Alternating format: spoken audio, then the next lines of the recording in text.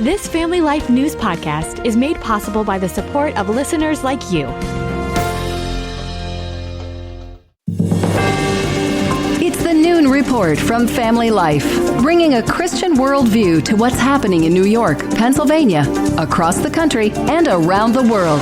Weather with Kevin Williams, plus special features and reports with the Family Life News team. Now, here's what's happening.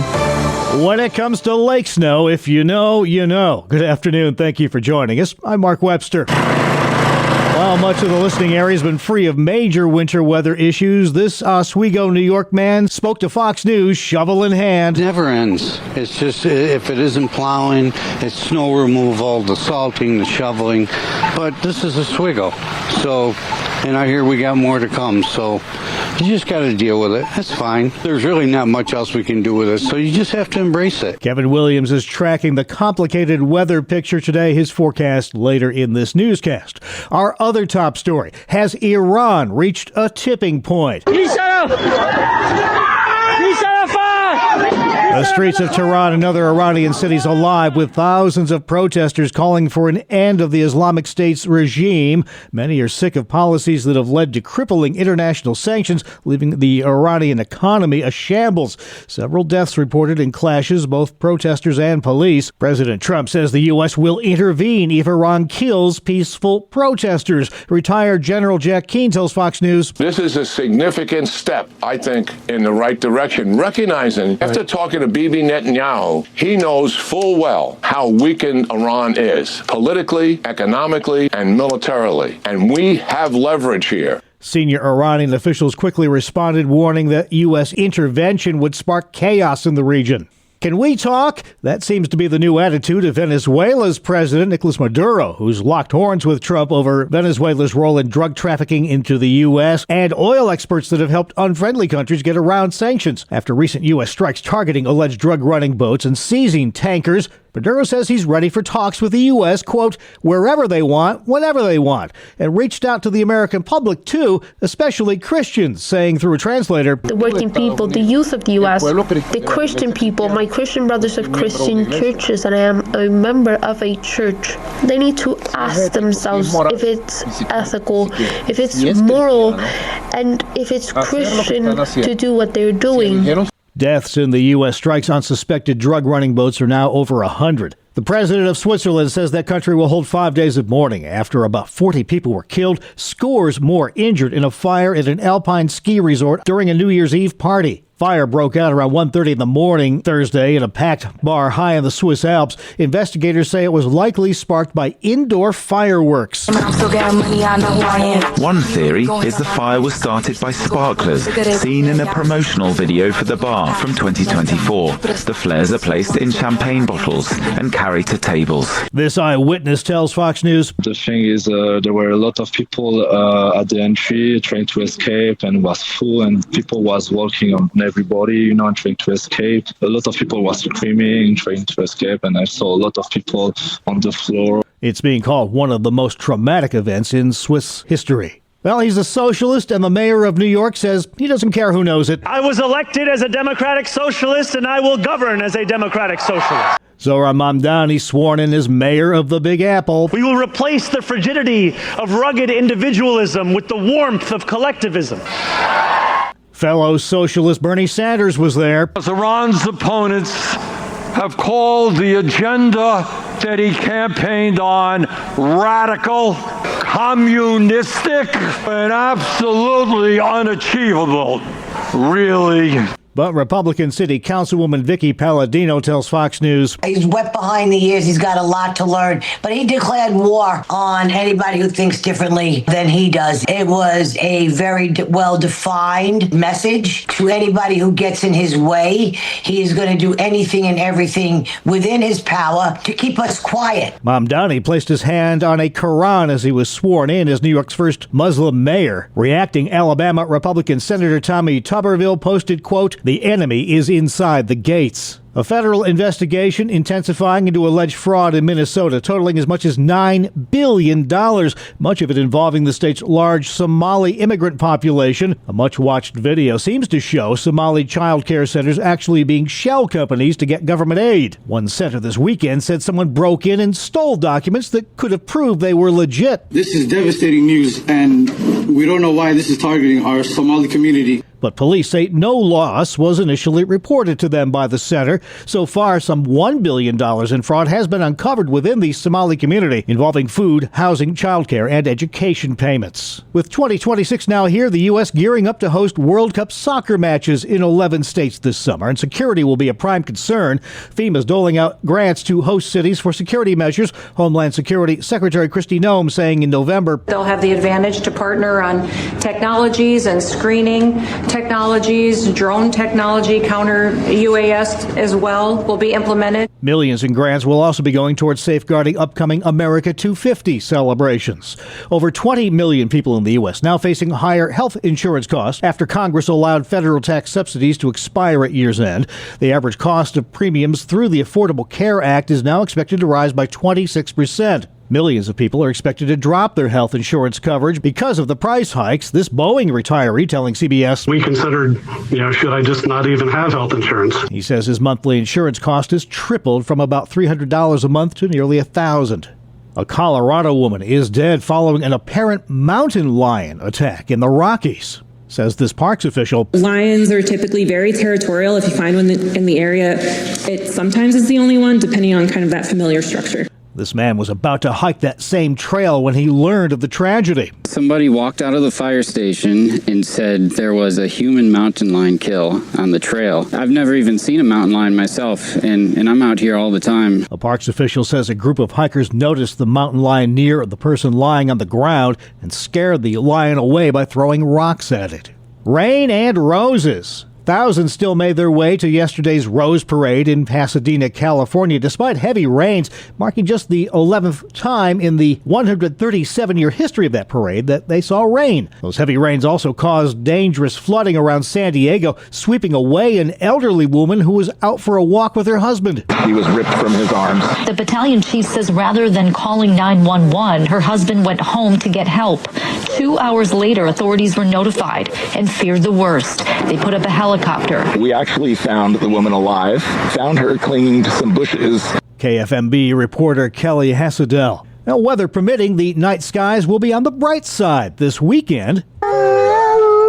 All hail the Wolf Moon, the first full moon of the year. Peak illumination just after 5 a.m. Eastern on Saturday and will still appear to be full through Sunday. But all that bright light will make it tough to see the quadrantid meteor shower, which will reach its peak between 4 and 7 p.m. Eastern on Saturday. CBS's Allison Keyes. And Lake Superior State University is out with its 50th annual list of banished words. It includes 6-7, which was just named Dictionary.com's Word of the Year for 2025 back in October. Making up the rest of the list are demure, cooked, massive, incentivize, full stop, perfect, gift or gifted, my bad, and lastly, reach out. I'm Mark Mayfield. Thank you for reaching out, Mark. Still to come here on the Noon Report, the lake snow piling up. New leadership takes office in several area communities. And how to best go about keeping those New Year's resolutions. Good afternoon. I'm Kevin Williams, tracking lake flakes and sunny breaks. Forecast details coming up. All right, now checking the stories making news where you live in New York and Pennsylvania. Those lake flakes, well, they're a problem. Still getting pounded in the lake belts today. Snow is being measured in feet, not inches. WSYR meteorologist Carson Metcalf. The main event continues to be north of Syracuse, right toward the southwestern corner of Oswego County, extreme northern Cayuga, and extreme northeastern Wayne counties as well. From Fairhaven over toward Hannibal, seeing some of the worst of the weather. They're used to this sort of stuff up in that zone. These central New Yorkers telling WSYR. People come by, they'll wave, just stop for a minute, catch your breath and wave and have a little chat about how terrible the weather is and just move on. This is This is Central New York and Syracuse, and you never know what you're going to get here. Parts of Western New York haven't been immune either. This contractor clearing snow in Rochester, telling WROC. It's been a little rough around the airport areas and Henrietta area, and I come back to the city, it's still snowing here. It's been rough, but this is my job. We'll check in with meteorologist Kevin Williams again in a little while. Now, thanks to over a foot of snow, the Buffalo Bills put out a plea for snow shovelers to make Highmark Stadium ready for its last regular season home game ever on Sunday. Teams offering shovelers 18 and older $20 an hour to clear out seating areas. They'll provide them with food and hot beverages. They ask you to dress for conditions and bring your own shovel if you can. Check the team website for details and to sign up. New Year's Day often means new leadership for area communities as newly elected officials are sworn in. The office of Mayor of the City of Buffalo, according to the best of my ability. Congratulations. Thank you, Judge. Thank you. Thank you. Sean Ryan sworn in as Buffalo's new mayor yesterday at Kleinhans Music Hall. The Democrat says he faces a challenging to-do list. It's no mystery. We have some big challenges. Housing affordability, aging infrastructure, economic inequality. I won't pretend that solving these problems is going to be easy. There's a lot of hard work ahead. Malik Evans was sworn into a second term as mayor of Rochester. The work has begun right here in Rochester, and we will bring it to completion. Among Evans' specific plans, building 100 homes on 100 vacant city lots and making Rochester the first city in the state to remove all of its lead water pipes. Housing also high on the list for Binghamton Mayor Jared Cram as he begins a second term. We have to continue to be concerned with and fight for our neighborhoods, the people that make this city go. Cram says he plans to be bolder and speak his mind more often. Well, New York's Democratic governor rarely sees eye to eye with President Trump, but they apparently have some common ground on exempting tips from taxation. In a sneak peek for her upcoming executive budget proposal, Kathy Hochul is calling for eliminating the state income tax on up to $25,000 in earned tips. Hochul, who's up for re-election this year, appears to be making affordability her mantra for her upcoming campaign. The state minimum wage just rose to $16 an hour in most of the state, a buck higher in the New York City area. Trump's so-called Big Beautiful bill this summer eliminated federal taxes on the first $25,000 in tip income. With the new year, also some new rules taking effect in New York State aimed at reducing waste. New York has broadened a ban on polystyrene foam food service containers, such as Styrofoam, now including cold storage containers, such as coolers and ice chests, as well as new restrictions on single-use plastic bottles under 12 ounces for personal care products at hotels and motels, as well as boarding houses with fewer than 50 rooms. Buffalo's Oishei Children's Hospital, now known by a new name. Effective yesterday, it became the Golisano Children's Hospital of Buffalo. The name change recognizes Paychex founder and former Buffalo Sabres owner Tom Golisano, who made a $50 million donation to the hospital. The hospital will remain in the Kaleida Health System. A Seneca Falls, New York man accused of making threats against the city's New Year's Eve celebration. Police say Mickey Russ was arrested after posting threats on social media indicating an intent to cause harm to members of the community attending the annual New Year's Eve ball drop in Seneca Falls. He was also accused of trying to intimidate a witness connected to a separate ongoing criminal matter. Well, they know how to chill out in Pike County, Pennsylvania. Dozens opened 2026 by jumping into frozen Lake Wallenpaupack, a fundraiser for a couple of area fire departments. These polar plungers tell WNEP. Your feet are numb by the time you get there, so you can't really feel it. It's exhilarating for me. I'm a total adrenaline junkie. Oh, definitely peer pressure. I don't know. I just keep finding myself doing crazy things. Jumping in a frozen lake. I don't know. This was the 15th year for the Lake Wallenpaupack Polar Plunge. Now, heading to the gym is a popular choice for those making New Year's resolutions. These personal trainers at Crunch Fitness in Erie, Pennsylvania, tell Jet TV. Normally we see a huge spike. Typically they come in right after January 1st to really come in and change. People may have neglected in the past, and then it's like, okay, I'm going to start the year right. Hopefully they stick it out. We're here to support them. This new member was there to address some health concerns. To conquer these health issues was to be coming to the gym and coming to the gym often. There's not a choice, really.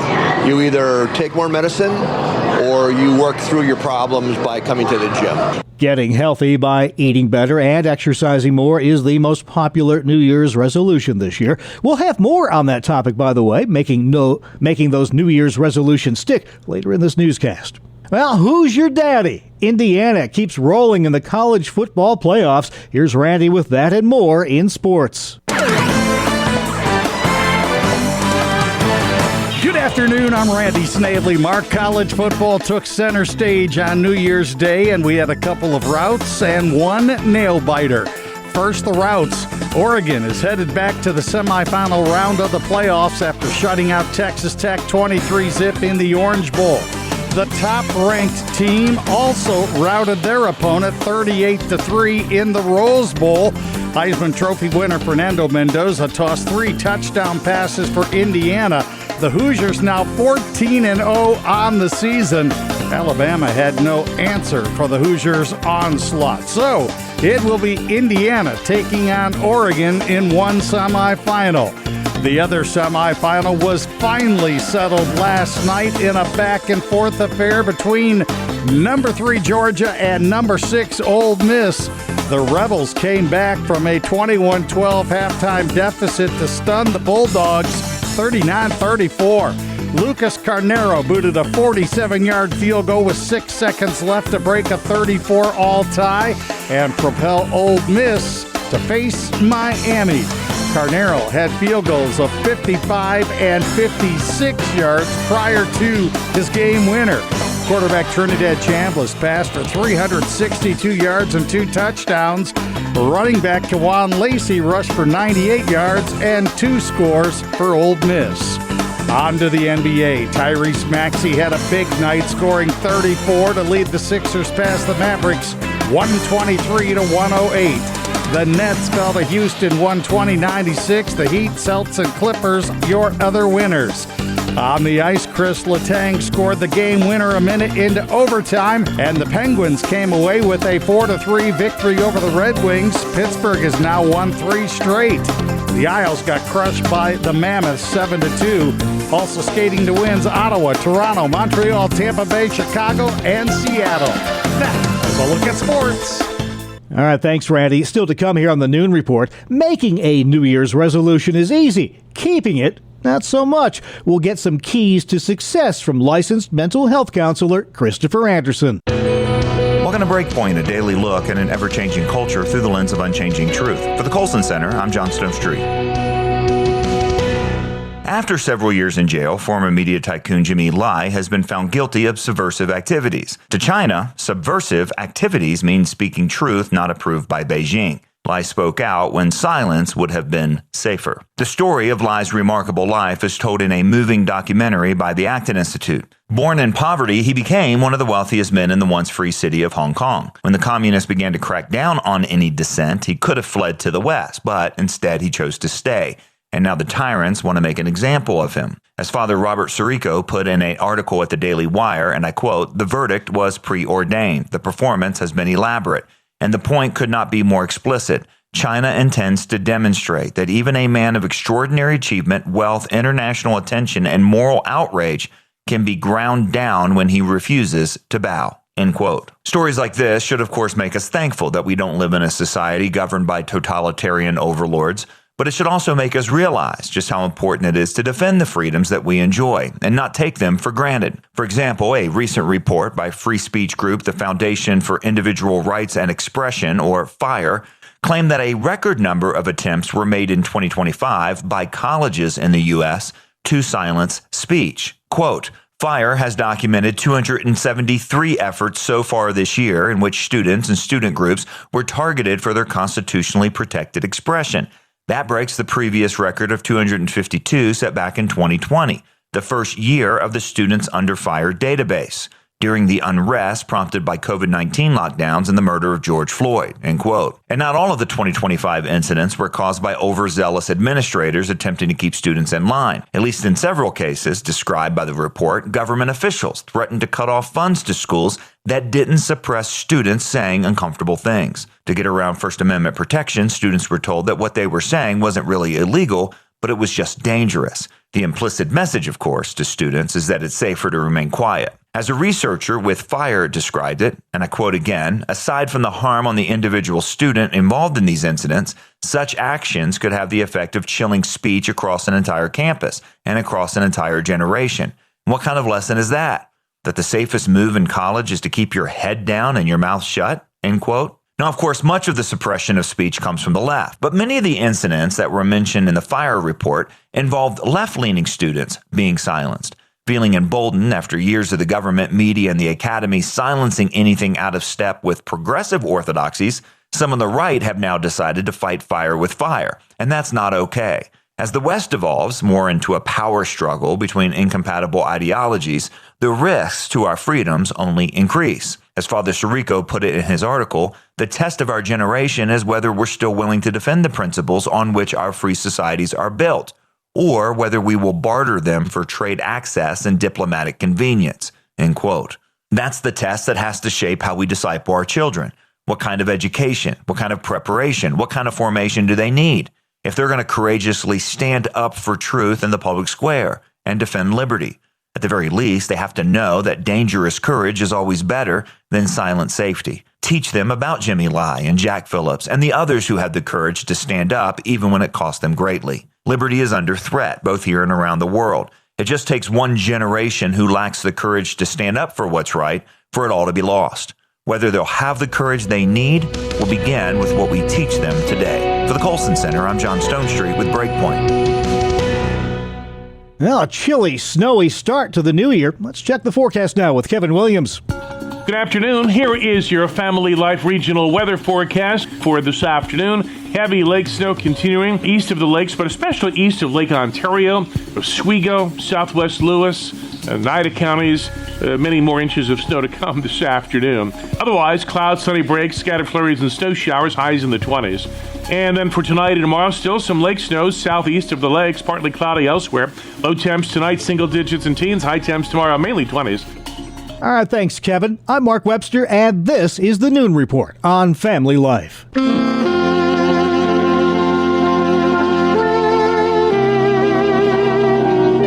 Welcome to a special edition of Real Answers. It's normally a Wednesday feature during the Family Life Noon Report. We discuss the issues that matter to families with licensed mental health counselor Christopher Anderson, but we're going to do a little special bonus edition for you today. Welcome back, Chris. Always a pleasure, Mark. Always a pleasure to have you here, too. And, well, Happy New Year. The topic here is trying to make it a Happy New Year. We're going to focus in on a very popular topic this time of year, New Year's resolutions. And that's a practice, Chris, that goes back to the ancient Babylonians over 3,000 years ago. So it's not new under the sun. That's right. It is something that, of course, every year it gets on people's minds whether we follow through or not. But it is, again, it's that time of the year that we need to at least consider how to approach it with a, we'll call it a healthier perspective. Yeah, that flipping over the calendar to a new year just somehow gives us carte blanche to try something that we might not try, say, in July. There isn't really anything biblical for or against that I'm aware of as far as making New Year's resolutions, but it certainly is something that a Christian can use in some areas of life. Absolutely, and I think there's self-improvement and becoming a better version of ourselves, of course, according to Scripture, and with the Holy Spirit's help, is absolutely great. I mean, that's exactly what we're supposed to do. Yeah. The problem is this, Mark, is when our expectations are unrealistic or we've got an ideal in our head, like a standard that is very unattainable or at best unattainable within the time frame that we'd like to do it. And with the amount of energy we'd like to do it too. And those are the things that we need to really zero in on. Yeah, I mean, because how often do New Year's resolutions actually pay off with lasting change? It seems like not very often. You know, people go to the gym for a few weeks and then that kind of peters out, or maybe they're going to start reading their Bible regularly and they get halfway through Genesis and it's like, I'll do that tomorrow. And it just kind of seems to fall apart. So what's the trick to making it not fall apart? Well, I think that really what it comes down to, again, is just making sure that we have a realistic goal set for ourselves, that it's not too lofty or that it's not too unattainable. And, you know, you're like me and you're trying to, you know, improve your shape physically to make sure we're not comparing ourselves to somebody who is, let's say, I don't know, 20 years our younger. Pains add up, Mark. You know, they really do. Yeah, they do. Yeah, it's intimidating, too. You go to the gym in January, and in fact, I've read accounts by people who work at gyms who wait for that crowd to come in and then watch them slowly fade away when they get intimidated by it all. Yeah, a lot of times by the first part of, or maybe even the middle part of February, those crowds that were there for the New Year's resolution, you know, like I'm gonna conquer this gym thing.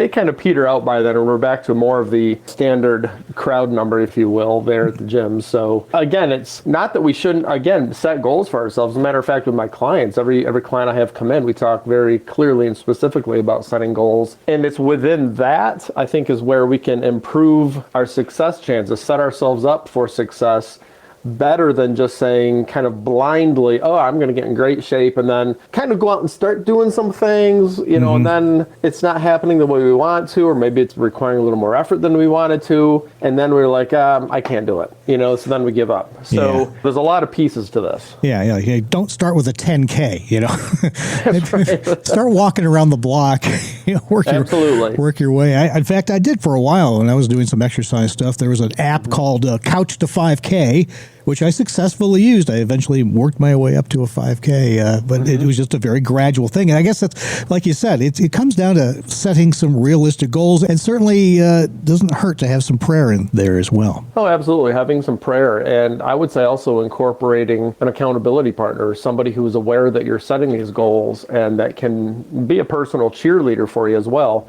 With respect to getting exercise, get folks together. I mean, I know it's wintertime, but there are still trails open at various state parks around our area that you might have to bundle up a bit, but it's good to get out and get that natural sunlight, all 3 days of it that we get this time of year. Yeah, that's about right. But just that natural light, the fresh air, do it with a friend or a small group of folks. It doesn't have to be every single day, but occasionally. Then if you think about it, Mark, that technique for that one activity right there keeps you connected also.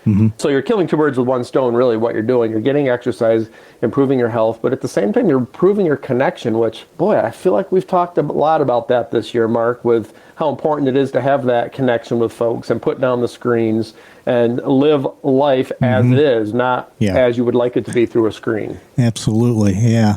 I was looking at a bit of scripture here that might apply. It's Psalm 37, 5 and 6. It says, commit your way to the Lord, trust in him, and he'll do this. I mean, if you have that in your corner, that makes a world of difference, doesn't it? Oh, absolutely. I mean, of course, the recipe for success in anything we do must include the Lord, the Holy Spirit's empowerment, and without it, of course, we're going to fail. So absolutely, incorporate scripture, and that will help make our plans succeed. And obviously, if they're lined up with what the Lord wants for us. Okay. Let's just recap it and kind of wrap it up in a bow for us. Then pick up three things, maybe. 3 ways that you can maybe make that resolution stick this time. I would say do some pre-planning. Now's not the worst time in the world to think about what you're going to do. Now, whether it's a fitness goal, a personal, we'll say money management goal, that's another big area where people tend to set New Year's resolutions or goals. Do a little homework. Look at what are ways that other people have reported as being successful. Like, what were their tips? What were their strategies? And do a little bit of planning. Don't set your goals too high. At the same time, don't set them too low. People say, well, I got to take baby steps. And I'm like, oh, okay, that's fine initially. But eventually you want those baby steps to be toddler steps and then young adult steps, okay? We want to increase our rate of success. Forward progress.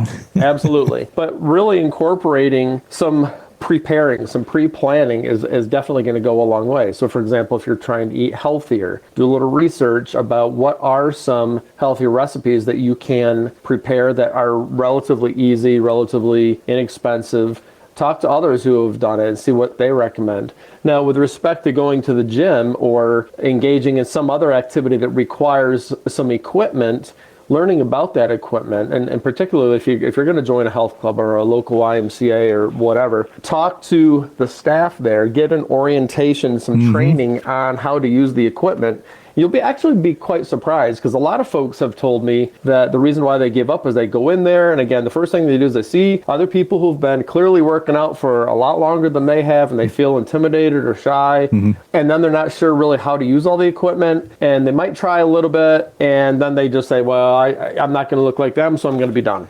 So getting that orientation, learning how to use the equipment, and some places provide you with actual personal training sessions, depending on how much they charge, or sometimes even your health insurance might actually have a stipend that you can actually use for a health club membership, and then utilize it. Have a personal trainer show you how to use the equipment, just a few pieces at a time. And then as your confidence using the equipment, your confidence about how to go about your reps and your sets that you're doing. A set, of course, is a group of repetitions. So once you start doing that repeatedly, pretty soon you're like, oh, I get this. I know how to do this. And then you're going to see your confidence goes up in using the equipment. And then you're going to start to see the results, which is of itself very motivating. So don't give up. That's a big thing. Don't give up. If you need help and need encouragement, ask at the gym or wherever, ask the staff for help. If you're going to just do some cardio walking, get together with a friend or a group of friends once a week, twice a week, or however your schedule permits, and just enjoy the time, doing it together. This is definitely attainable. You just have to, I think, strategize, understand where you've given up before in the past, and actually plan out how to overcome those obstacles in the future. Sound advice, Chris. Sounds good to me. You've been listening to a special edition of Real Answers. I'm Mark Webster, along with licensed mental health counselor Christopher Anderson. Happy New Year. Thanks again, Chris. Happy New Year, everyone.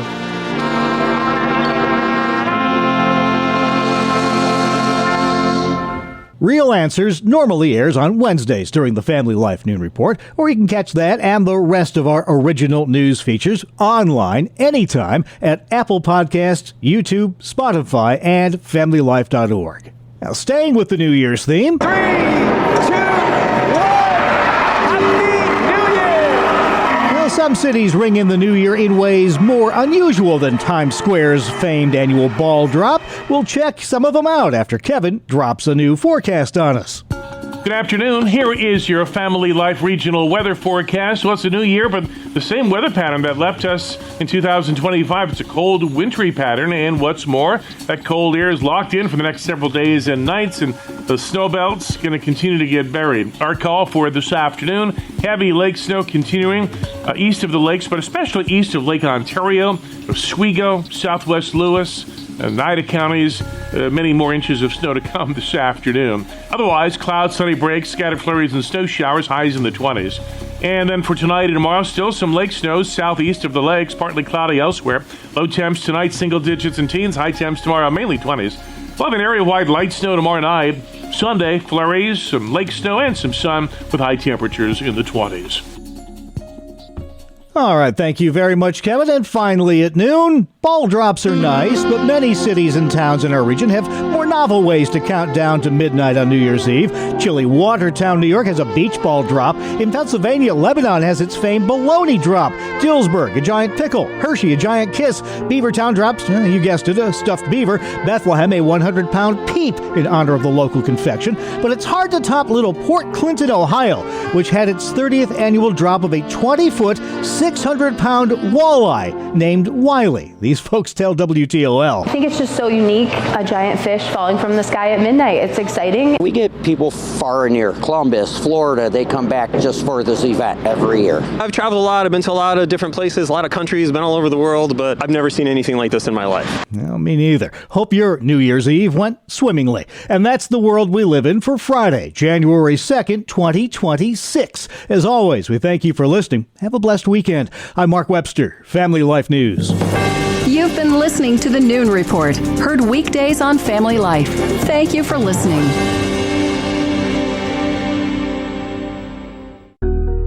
Thank you for listening to this Family Life News podcast. If you've been encouraged by what you've heard, please share it with others and click the subscribe button to automatically receive future episodes.